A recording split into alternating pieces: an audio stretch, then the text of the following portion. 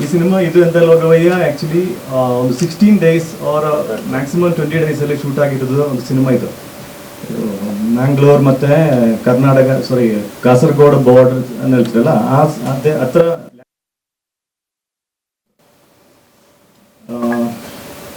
Yeah and ಇದರಲ್ಲಿ 25 ಆರ್ಟಿಸ್ಟ್ಗಳು ಎಲ್ಲರೂ new comers ಅಂತ ಹೇಳ್ಬೋದು. ಆ ಟೈಮಲ್ಲಿ ಸ್ವಲ್ಪ ಶೂಟ್ ಮಾಡುವಾಗ ಎಲ್ಲ ನ್ಯೂ ಫೇಸಸ್ ಅದಕ್ಕೆ. ಈ 25 ಪೀಪಲು ಹ್ಯಾಂಡಲ್ ಮಾಡಿದ ಹೇಗೆ ಅಂದರೆ, ನಾವು ವರ್ಕ್ಶಾಪ್ ಮಾಡಿ 3 month ವರ್ಕ್ಶಾಪ್ ಮಾಡಿ ಅವರ ಕ್ಯಾರೆಕ್ಟರ್ ಆಗಿ ಮೋಲ್ಡ್ ಮಾಡಿ ಮೇಲೆ ನಾವು ಮಾಡಿರೋದು ಈ cinema. May be that reason ಅದು 16 days ಕಂಪ್ಲೀಟ್ ಮಾಡಲಿಕ್ಕೆ ಆಗಿರ್ಬೋದು.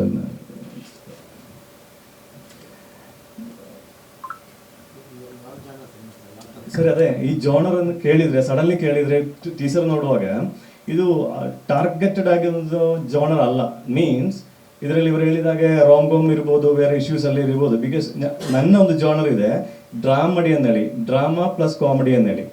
ಬಟ್ ಕಾಮಿಡಿ ನನಗೆ ಸಡನ್ಲಿ ನಮಗೆ ಸ್ಟ್ರಾಂಗ್ ಕಾಮಿಡೀಸ್ ಅಲ್ಲ, ವೆರಿ ಡೀಪ್ ಆದ ಕಾಮಿಡೀಸ್ ಅಲ್ಲ, ಲೈಟ್ ವರ್ಷನಲ್ಲಿ ಹೋಗ್ತದೆ comedies. Because that situational comedies ಅಂತ ಹೇಳ್ತಿರಲ್ಲ, ಆ ಥರ ಜಾನರ್ ಇತ್ತು. ಯಾವುದು ಸರ್?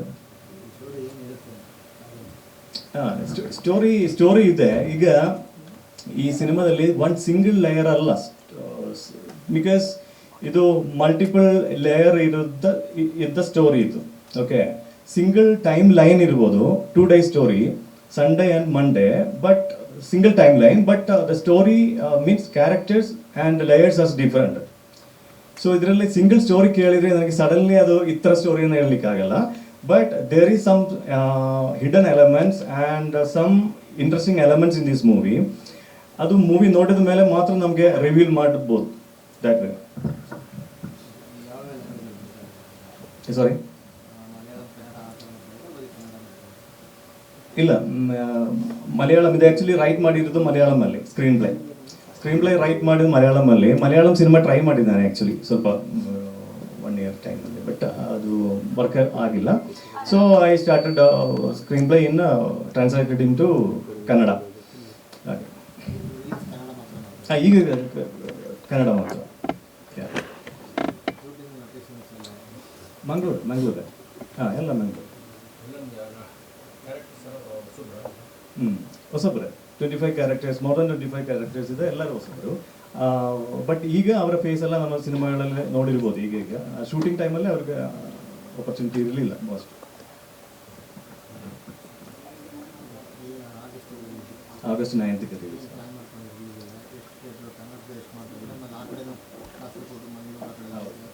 ಈಗ ಆ್ಯಕ್ಚುಲಿ ರಿಲೀಸ್ ಪ್ಲ್ಯಾನ್ಸ್ ದೊಡ್ಡ ಮಟ್ಟದಲ್ಲಿ ಏನಿಲ್ಲ. ಸಣ್ಣ ಇದರಲ್ಲಿ ಬ್ಯಾಂಗ್ಳೂರ್ ಮತ್ತು ಮ್ಯಾಂಗ್ಳೂರ್, ಉಡುಪಿ, ದಟ್ ಸೈಡ್ ಉಂಟು. ಸರ್, ನೀವು ನ್ಯಾಷನಲ್ ಮತ್ತು ಇಂಟರ್ನ್ಯಾಷನಲ್ ಲೆವೆಲಲ್ಲಿ ಜಾಹೀರಾತುಗಳನ್ನ ಅಂದರೆ ಆ್ಯಡ್ ಶೂಟ್ಸ್ಗಳನ್ನ ಮಾಡಿ ಅನುಭವ ಇದೆ. ಸೊ ಇವಾಗ ಇಂಥದ್ದೊಂದು ಸಿನಿಮಾನ, ಅದು ಕಂಟೆಂಟ್ ಓರಿಯೆಂಟೆಡ್ ಸಿನಿಮಾ, ಯಾರೂ ಸಪೋರ್ಟ್ ಅಂದರೆ ತುಂಬ ದೊಡ್ಡ ಆರ್ಟಿಸ್ಟ್ಗಳ ಸಪೋರ್ಟ್ ತಗೊಳ್ದೆ ಇಂಥದ್ದೊಂದು ಸಿನಿಮಾ ಮಾಡೋದಕ್ಕೆ ನಿಮ್ಗೆ ಏನು ಇನ್ಸ್ಪಿರೇಷನ್? ಯಾಕೆ ಇಂಥ ಸಿನಿಮಾ ಮಾಡಿದ್ದು? ಯಾವಾಗ ಸಹ advertising last 15 to 17 years. Okay, I am in advertising, still working in advertising field. So ತುಂಬ ad films, more than 250 ad films already complete ಮಾಡಿ ಆಯಿತು. National banks mainly. Okay, 114 national banks ads and different languages. So ಈ creative ಪೀಪಲ್ಗೆ ಒಂದು ಇದು ಇದೆ, they want to upgrade every time. Upgrade ಮಾಡೋದಂದ್ರೆ 30 seconds ನಾವು ದೊಡ್ಡ ಸ್ಟೋರಿ ಕಂಪ್ರೆಸ್ ಮಾಡಿದಲ್ಲ. ಓಕೆ, ಈಸಿ ಕೆಲಸ ಇದು ಈಸಿ ಕೆಲಸ. ಸಿನಿಮಾ ಸ್ವಲ್ಪ compare to ad film easy. Compress ಮಾಡೋದು 30 secondsಗೆ 15 seconds it's very difficult task. So ನಾನು ಆ ಟಾಸ್ಕ್ ಕಂಪ್ಲೀಟ್ ಮಾಡಿ ಮತ್ತೆ ಇದಕ್ಕೆ. ಬಟ್ ಒಂದು ಏನಂದ್ರೆ 30 seconds ಅಲ್ಲಿ ನಮಗೆ ಅನ್ನೋನ್ ಪರ್ಸನ್ಸು ಹೇಳ್ಬೇಕಾದ್ರನ್ನ ತುಂಬಾ ಈಸಿಯಾಗಿ ಚಿಟಿಕೆ ಹೊಡೆಯೋದ್ರಲ್ಲಿ ನಮ್ಗೆ ಅರ್ಥ ಮಾಡಿಸ್ಬಿಡ್ತಾರೆ ಜಾಹೀರಾತುಗಳಲ್ಲಿ. ಬಟ್ ಸಿನಿಮಾ ಹಂಗಲ್ಲ. ನಿಮ್ಗೆ ಎಷ್ಟು ಚಾಲೆಂಜಿಂಗ್ ಆಗಿತ್ತು? ಬಿಕಾಸ್ ಅದರಲ್ಲಿ ಏನಾಗುತ್ತೆ ಅಂದ್ರೆ ಸಣ್ಣ ಫಿಲಿಮ್ಗಳಲ್ಲಿ ನಾವು ಫಾಸ್ಟ್ ಆಗಿ ಕ್ಯಾರೆಕ್ಟರ್ಸ್ ಇಂಟ್ರೊಡ್ಯೂಸ್ ಮಾಡಿಬಿಡ್ತೀರಾ. ಕ್ಯಾರೆಕ್ಟರ್ ಇಂಟ್ರೊಡಕ್ಷನ್ ಇರೋದಿಲ್ಲ, ಬಟ್ ದೇರ್ ಬಿಹೇವಿಯರ್ ಅಲ್ಲಿ ನಮಗೆ ಗೊತ್ತಾಗಿದೆ ಇದು ಫಾದರ್ ಇದು ಮದರ್ ಆ ಥರ ಕ್ಯಾರೆಕ್ಟರ್ ಇರ್ತದೆ.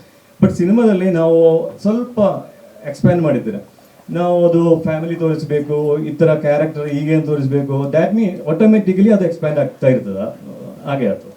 ಕರೆಕ್ಟ್ ನಾವು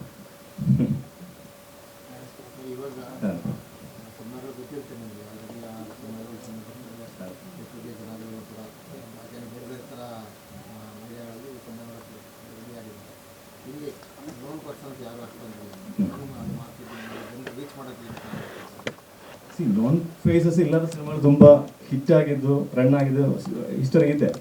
ಸೊ ಅವ್ರು ಹೇಳಿದಾಗೆ ಇವರು ಫಸ್ಟ್ ಇಂಟ್ರೊಡ್ಯೂಸ್ ಮಾಡಿದ ಸ್ಟೋರಿ ಇಸ್ ದ ಹೀರೋ ಅಂತ ಹೇಳ್ತಾರಲ್ಲ, that way this cinema also.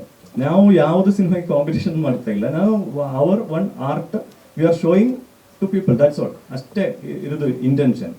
So ನನ್ನ ಪ್ರೊಡ್ಯೂಸರ್ ಹತ್ರ ಮಾತಾಡುವಾಗ ಅವರಿಗೆ ಗೊತ್ತಿದೆ ವಿಷಯ, ಈಗ ತುಂಬ ಇದೇ ವಿಷಯ ಎಲ್ಲರಿಗೂ ಗೊತ್ತಿದೆ ವಿಷಯಗಳು. ಸೊ ಅವ್ರಿಗೆ ಅವ್ರ ಹತ್ರ ಏನು ಹೇಳಿದ್ದು, ನಮಗೆ ದೊಡ್ಡ ಸಕ್ಸಸ್ ಇಲ್ಲಾದ್ರೂ ಕೂಡ ಒಂದು ಸ್ವಲ್ಪ ಇದರಲ್ಲಿ ರನ್ ಆಗಬೇಕು, ಆ ಎಫರ್ಟ್ ನಾವು ಮಾಡ್ತಾ ಇದ್ದೀವಿ ಈಗ.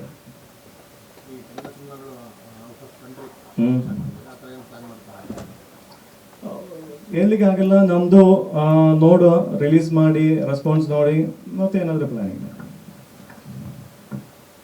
ಹಾಡುಗಳು ಎಷ್ಟಿದೆ ಸರ್? ಹಾಡು ಯಾರು ಹಾಡಿದ್ದಾರೆ? 2 songs, 2 songs in cinema.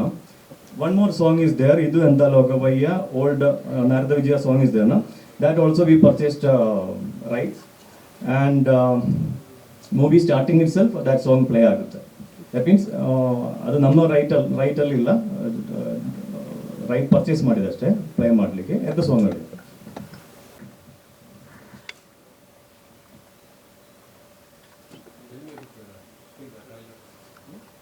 Hello. Yeah. Yeah. I actually watched the full movie, so that's why I'm here. Trailer was interesting.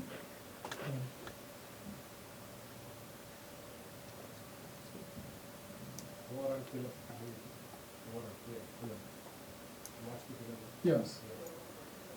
Yeah, I like. I would say already I told that it's a different kind of cinema. It's depend on the screenplay, not depending on the actors. So this kind of cinema, we need this kind of cinema for the industry.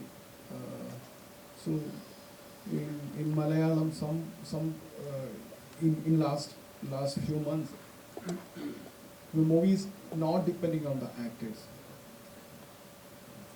Our superstars is still there. They are acting in such a good movies, but at the same time, our industry is growing with the content. So I feel the same like in this movie. This is depending on the content. Content is the main part of this cinema. It's depending on the content. So that's why I support this movie.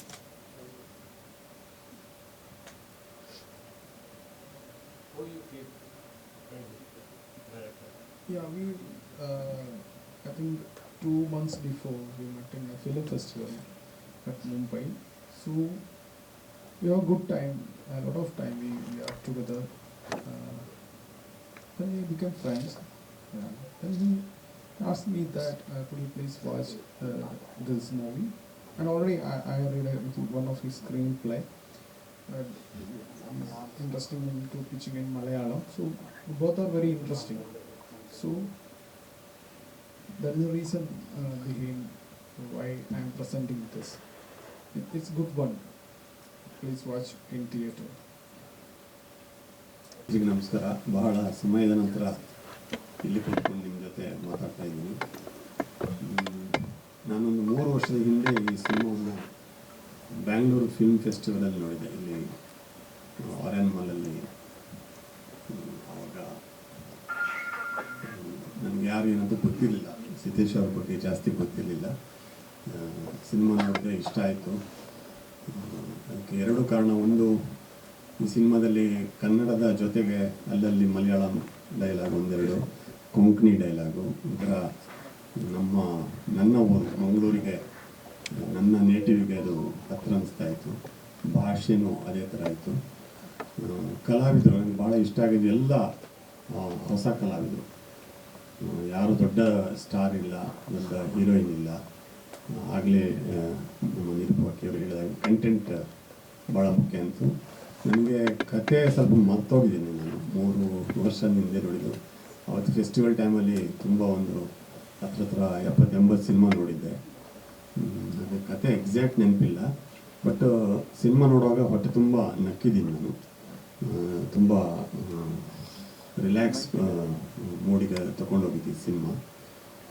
ಮತ್ತು ಇವ್ರ ಬಗ್ಗೆ ನಾನು ಸ್ವಲ್ಪ enquiry ಮಾಡಿದೆ, ಯಾರು ಏನು ಅಂತ. ಇವರು ನನಗೆ ಗೊತ್ತಿರೋ ಪ್ರಕಾರ ಒಂದು ಮೊಟ್ಟೆ ಕತೆ ಸಿನಿಮಾ ಸ್ಟಾರ್ಟ್ ಆದಾಗ ಆ ತಂಡದಲ್ಲಿ ಡೈರೆಕ್ಷನ್ ವಿಭಾಗದಲ್ಲಿ ಕೆಲಸ ಮಾಡಿದರು. ಆಮೇಲೆ ಇತ್ತೀಚೆಗೆ ನೋಡಿದರೆ ಇವರು ಸಿನಿಮಾದಲ್ಲಿ ಆ್ಯಕ್ಟ್ ಮಾಡಿದ ಸುಮಾರು 5-6 ಜನ ಕಲಾವಿದರು ಕಾಂತಾರ ಸಿನಿಮಾದಲ್ಲಿ ಕೂಡ ಆ್ಯಕ್ಟ್ ಮಾಡಿದ್ದಾರೆ. ಅಂದರೆ ಮಂಗಳೂರಿನ ಪ್ರತಿಭೆ, ಅಲ್ಲಿಯ ಲೋಕಲ್ ಪ್ರತಿಭೆಗೆ ಅವಕಾಶ ಕೊಟ್ಟಂಥ ಒಂದು ಕೀರ್ತಿ ಇವರಿಗೆ ಸಲ್ಲಬೇಕು. ಬಹುಶಃ ಆ ಕಾರಣದಿಂದ ಇವತ್ತು ಅಲ್ಲಿಯ ಕಲಾವಿದರಿಗೆ ಕನ್ನಡ ಚಿತ್ರರಂಗದಲ್ಲಿ ಹೆಚ್ಚು ಅವಕಾಶಗಳು ಸಿಗ್ತಾ ಇದೆ.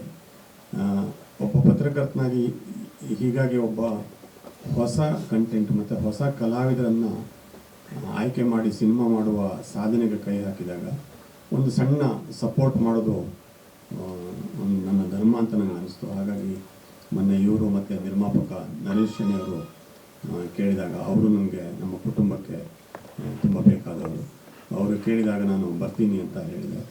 ಬಹುಶಃ ಕನ್ನಡ ಚಿತ್ರರಂಗದಲ್ಲಿ ಈ ಥರ ಹೊಸ ಅಲೆಯ, ಅಂದರೆ ಸ್ಟಾರ್ಡಮ್ ಇಲ್ಲದಂತಹ ಅನೇಕ ಚಿತ್ರಗಳು ಜನಪ್ರಿಯಗೊಂಡಿದೆ.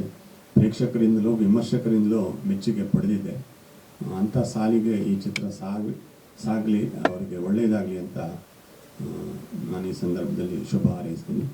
ಜೊತೆಗೆ ಜಿಯೋ ಬೇಬಿ ಅವರು ಬಂದಿದ್ದು ಬಹಳ ಖುಷಿಯಾಯಿತು. ನೋಡಿ ಎಷ್ಟು ಸಿಂಪಲ್ ಆಗಿದ್ದಾರೆ, ಅಷ್ಟು ದೊಡ್ಡ ಡೈರೆಕ್ಟರ್ ಅವರು.